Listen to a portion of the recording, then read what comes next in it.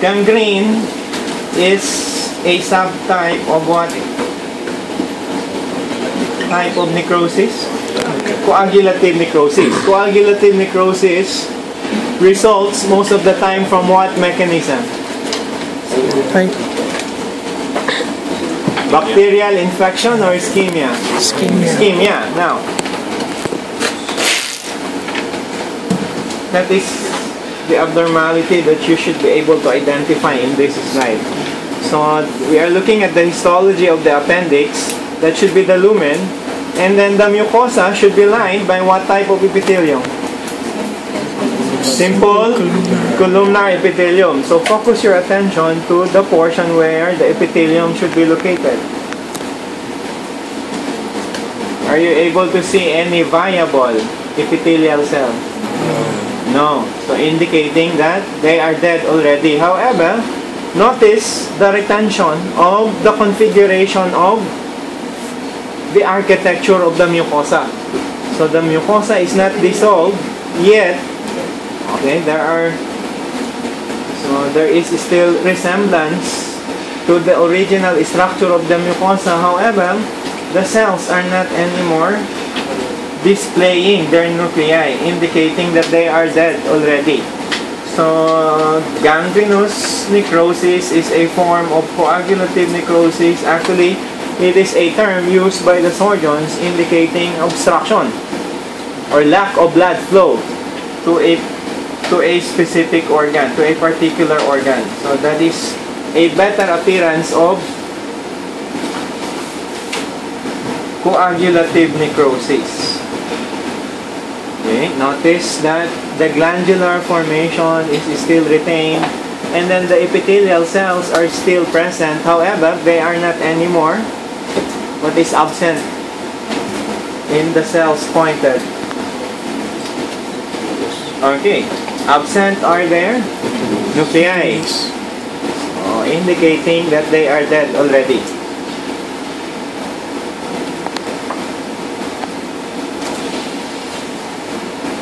So, however, eventually, coagulative necrosis will become followed with a liquefactive type of necrosis.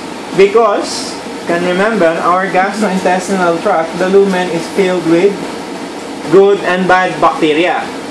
Now, when the epithelium is intact, there will be no chance for the good and the bad bacteria to infiltrate the wall of the gastrointestinal tract. However, with the death of the cells which are covering the tissues of the GIT, there will now be a chance for the bacteria normally present in the lumen to penetrate the wall of the appendix. So that eventually, what type of necrosis will follow? Liquefactive. How do you know? How will you be able to say that the type of necrosis occurring is already liquefactive necrosis? What should be seen in liquefactive necrosis? Pus. What are the components of pus? Neutrophils. Dead cells. What else? Neutrophils. Oh, we have discussed inflammation in your microbiology. What cell is responsible for the formation of pus? Neutrophils. Neutrophils. Those cells are actually neutrophils. Notice the variation in the shape of their nuclei. So when you see neutrophils, which are closely spaced with each other, that is the histologic appearance of pus. Ayan, puro neutrophils yan. Infiltrating that portion of the appendix. So in this slide, you should be able to identify two types of necrosis. Coagulative and liquefactive.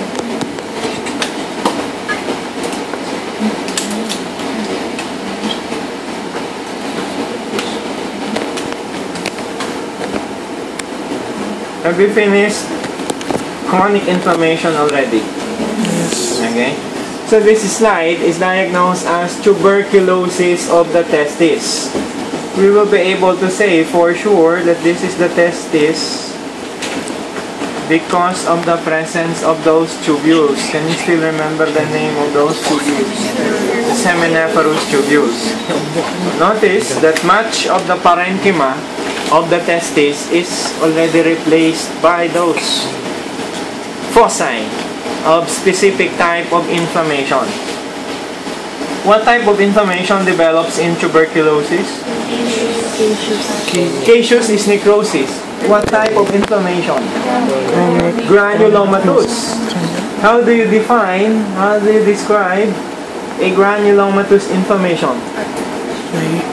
Aggregation or infiltration of macrophages.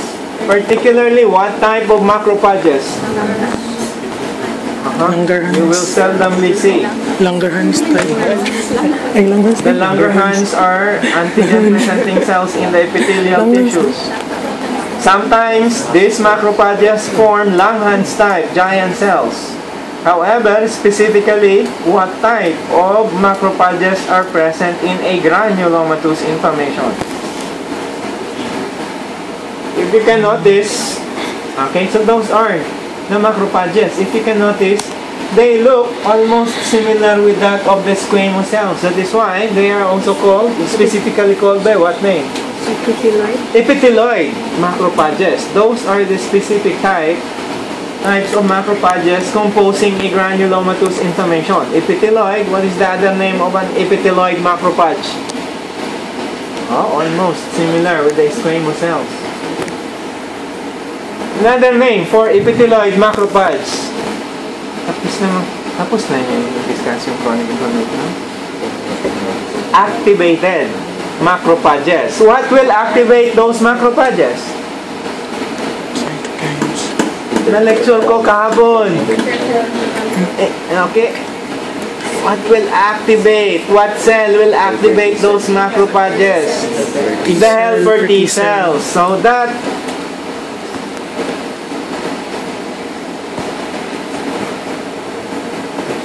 those are the epithelioid macrophages. Notice that there are mononuclear inflammatory cells surrounding the macrophages. Those cells are the lymphocytes.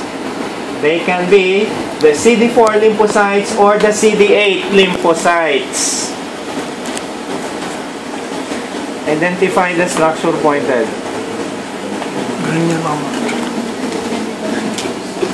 That is the caseous necrosis. What is the cause of the development of necrosis in TB?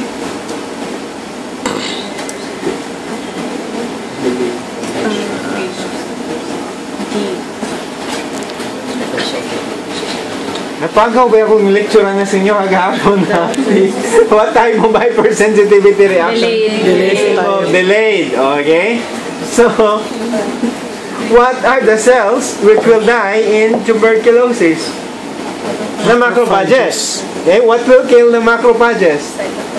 The cytotoxic T cells. The cytotoxic T cells which are surrounding the activated macrophages. That is why necrosis will develop, because once the macrophages die, the contents of their lysosomes will be released to the extracellular space. Any tissue exposed to the contents of their lysosomes will become digested.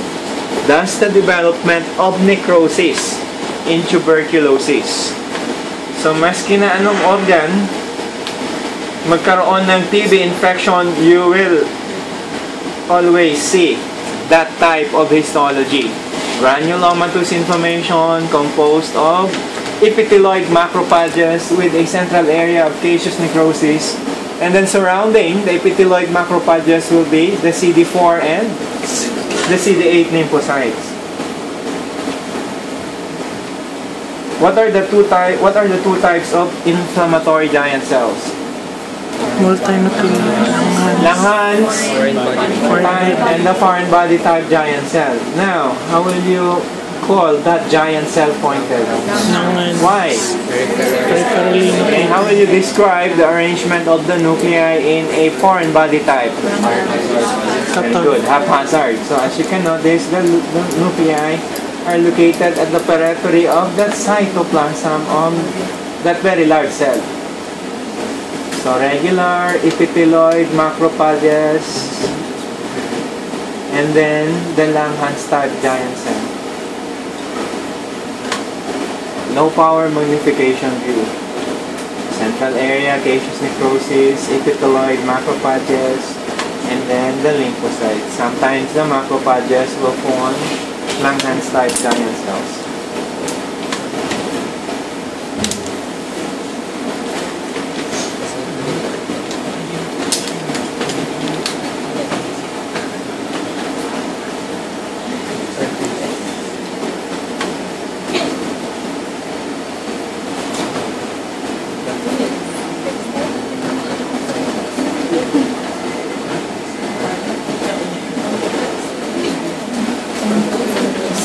What type of muscles are shown?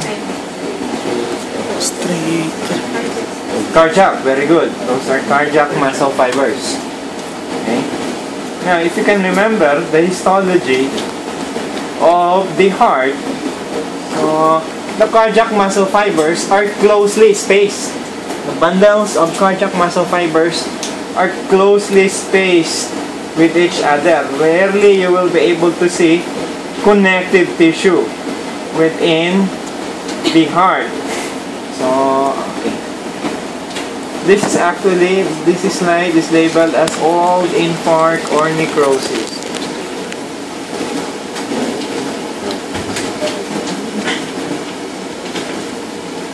Okay, so those are cells exhibiting reversible injury. What is the evidence of reversible injury? So, okay, they are swollen. They are swollen. Now, those fibers are dead already. So, notice the difference in the appearance of the necrotic cells and then the reversibly injured cells. Okay? So, what type of necrosis can be observed?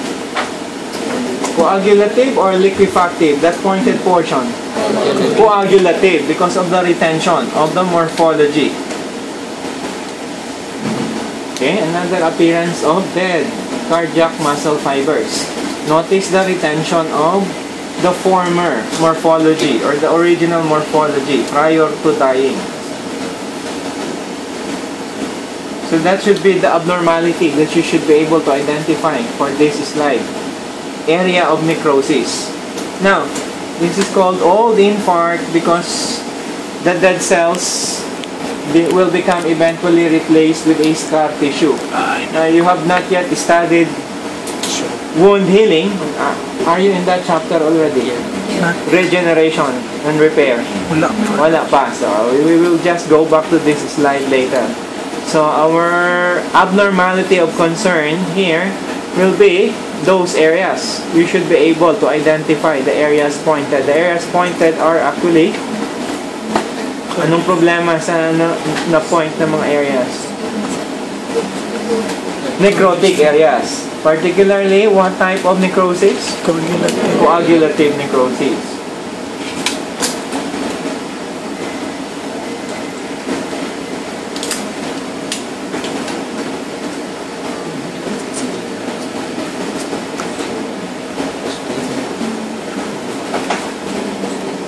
We are looking at the histology of what organ?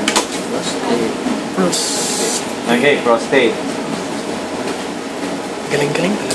Okay, before we go to the abnormal, let's go back to the normal. We will begin with the normal so that you can appreciate the abnormality. Okay? Now remember that the prostate gland is composed of branch tubulo-acinar gland. Okay? So those are the acini. Okay? That group of acini is called, just like in the salivary gland, anong tawag sa grouping ng mga acini? Islands. That is one. Island. Very good. Ano yun?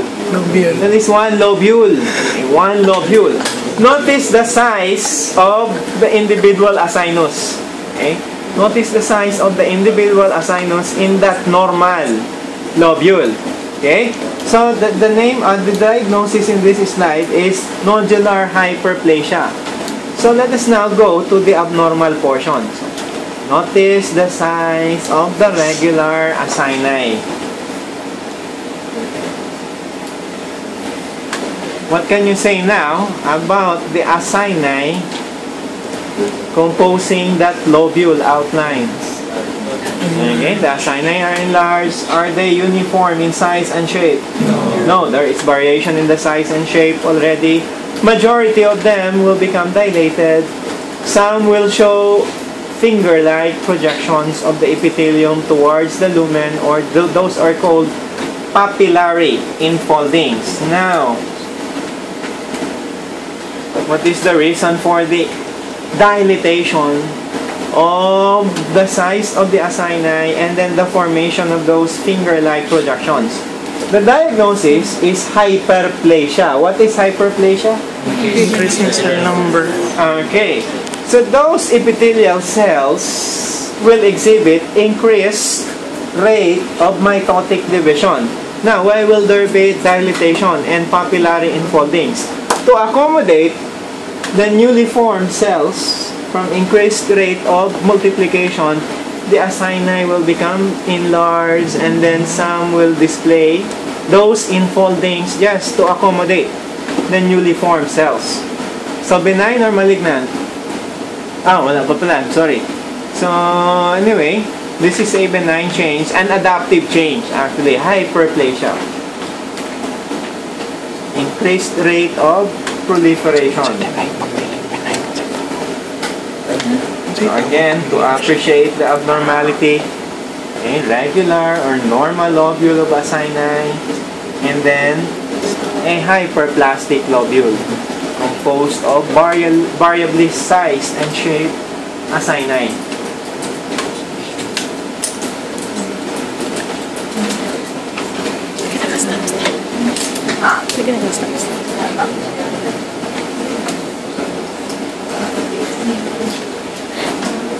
We are looking at the histology of what organ? Lymphoid organ or lymph node. Okay, lymph node specifically. What are the two regions of the lymph nodes? The outer is called cortex, and then the middle is called medulla. How will you call the structure outline? Nodule or follicle? Lymphoid follicle or lymphoid nodule. Normally, the lymphoid nodules are located in the medulla or in the cortex? Cortex. Dapat nasa labas lang sila. However, the medulla of that lymph node is already displaying as lymphoid follicles. What can you comment about the size of the follicles? Are they uniform? No, there is variation in the size of the follicles. Normally, that is the expected size of the follicles. Notice that there is enlargement of the other majority of the follicles already. So regular size of a follicle, enlarged follicle. Let us examine the components of the follicles. What are present in the lymphoid follicles? Lymphocytes. Okay, B cells, and then at the periphery, T cells. Tinawag siyang hyperplasia because the enlargement of the regular size lymphoid follicle, the enlargement of the lymphoid follicle is secondary to the increase in number of the lymphocytes composing the lymphoid follicles. Okay? Lymphoid hyperplasia. That can be seen in an individual having an infection. That is why, if you can notice, pag mayroon kayong sugat sa paa, nag-i-enlarge yung lymph nodes dito sa inguinal area. So, which is a response of the lymph nodes to the presence of a most especially bacterial infection. So, how will you be able to identify the abnormality? The location. Number one, the location of the follicles. They are already in the medulla, and then another thing, the variation in the size of the follicles.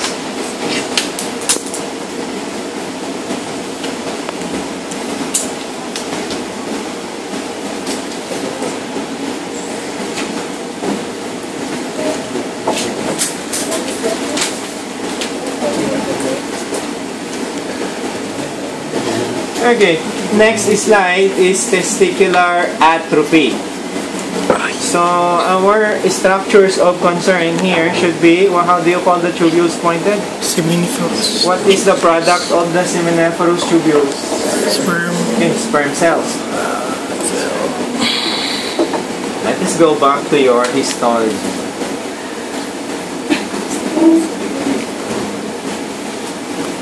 How do you call those cells which are immediately adjacent to the basement membrane? Sperm.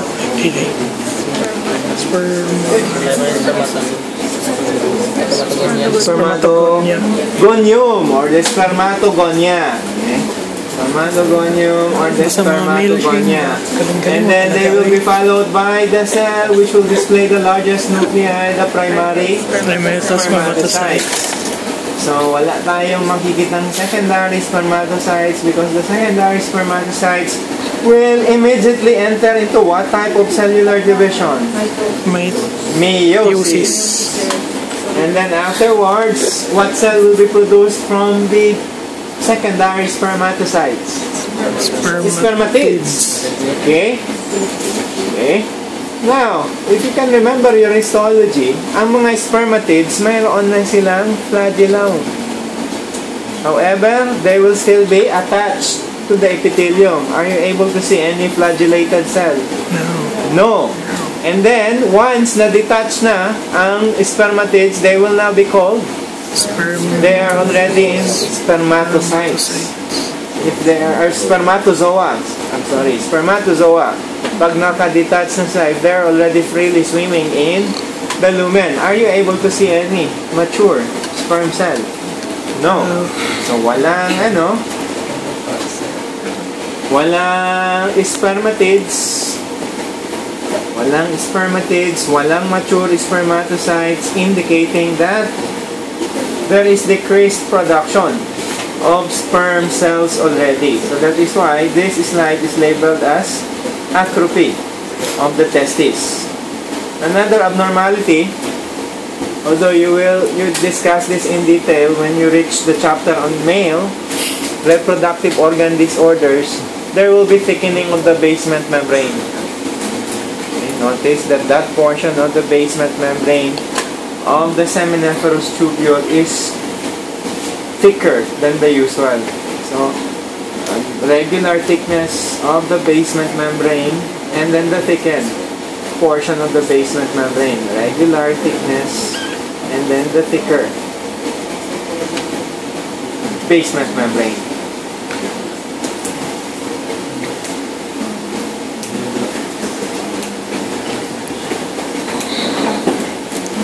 So, halos wala lang sperm cell production nitong testis na ito. That is why the individual owning this testis is called already a wise guy.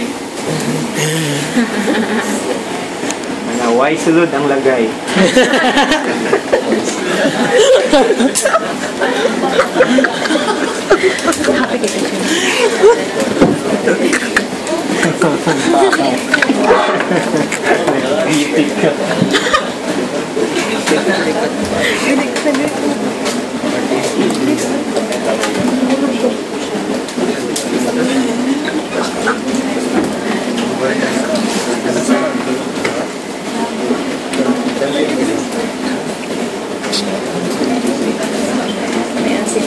Ito, slide number 224, polyp. Polyp. Hyperplastic polyp. Okay. Hyperplasia pa rin pala. Kasi most polyps are neoplastic. So, that is why pwede natin hindi discuss ito. Pero ito, hyperplastic polyp. Now, so that you will be able to appreciate better the abnormality. We are looking side view of the mucosa of the stomach. Gastric mucosa. Okay? So if that is a gastric mucosa, what type of epithelium is lining? Simple columnar epithelium. How will you call the connective tissue pointed? Lamina propria. Lamina propria. And then how about those thin bands of smooth muscles? What is their specific name? Muscularis mucosae. Now, the abnormality here, okay, so that is the regular surface of the gastric mucosa. However, okay, as we go in that portion, there is now a protruded portion of the mucosa. A polyp is actually a mass protruding above the surface of the mucosa. So that is the surface, and then that mass protrudes above the surface of the mucosa. Remember that we are looking at the mucosa sideways. Okay? Notice first the size of the gastric glands. Okay? Notice first the size of the gastric glands in the regular mucosa. Now let us go to the glands composing the polyp. Are they uniform in size and shape? No. If you can remember our discussion on nodular hyperplasia of the prostate gland, what is the reason for the dilatation of the glands? Accommodate the newly formed cells because of hyperplasia, increased rate of multiplication. So to identify the abnormality of this slide, you should be able to see those glands which are highly variable in size and shape, and then compare their appearance with hyperplastic glands, regular glands. Okay? So that is why that this is called a hyperplastic polyp. So a polyp is a mass protruding above the surface of the mucosa. So this is classified as hyperplastic because of the variation in the size of the glands composing that polyp.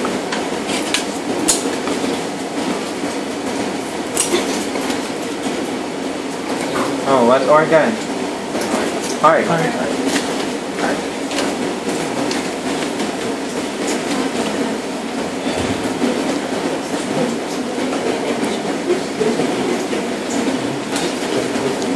Hypertrophy, itong slide number 179.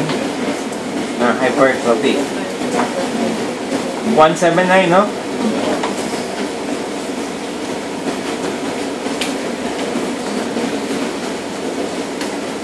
Okay. Again, we will start with the normal. Longitudinal or cross-section? Longitudinal. So pay particular attention to the thickness of the fibers that we are seeing. Okay? So that is also the regular arrangement of the fibers. They are almost parallel with each other, although some are actually branching. Okay? Let us go to the abnormality.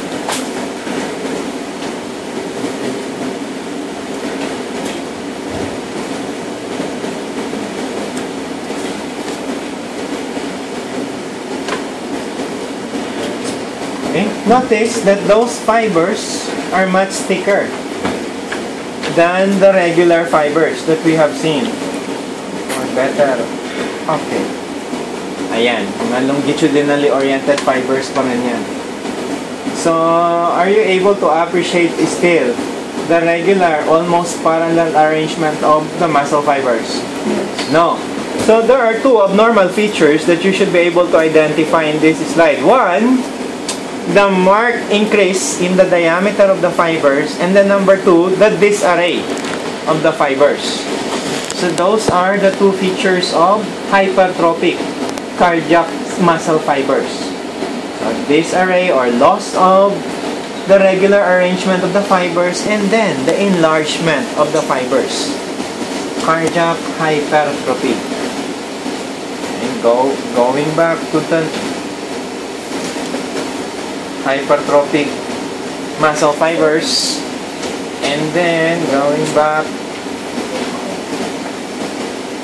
to the regular muscle fibers. Okay? Notice the almost parallel arrangement of the non-hypertrophic muscle fibers. Okay? And then the smaller diameter of the fibers also.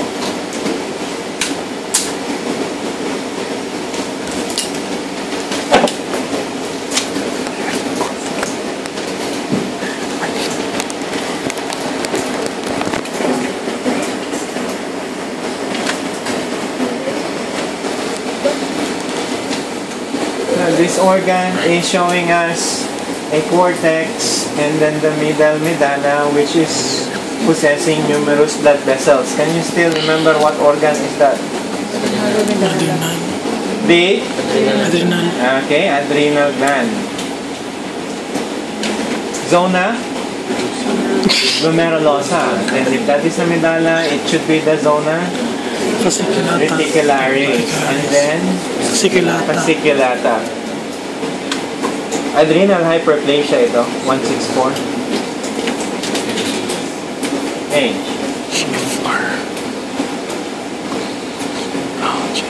Now, if you will look at the histology of that adrenal gland, it looks very normal. It looks very normal. So we are seeing the regular arrangement of the three functional layers, glomerulosa, fasciculata, reticularis, and then the medulla. In order to diagnose adrenal hyperplasia, you must look at the size of the organ. Must look at the size of the adrenal gland. So that is now the size of this adrenal gland. Measure this and then compare this to the normal size of the adrenal gland. Because otherwise, the histology will look normal in adrenal gland hyperplasia.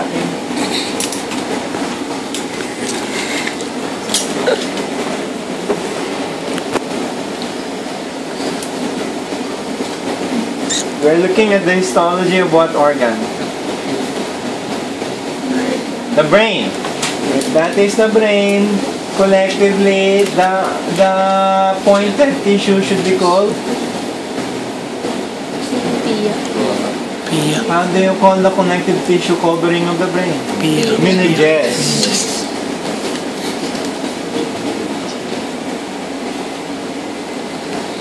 Anong diagnosis nito? 115? Ano? Acute cerebral infarction.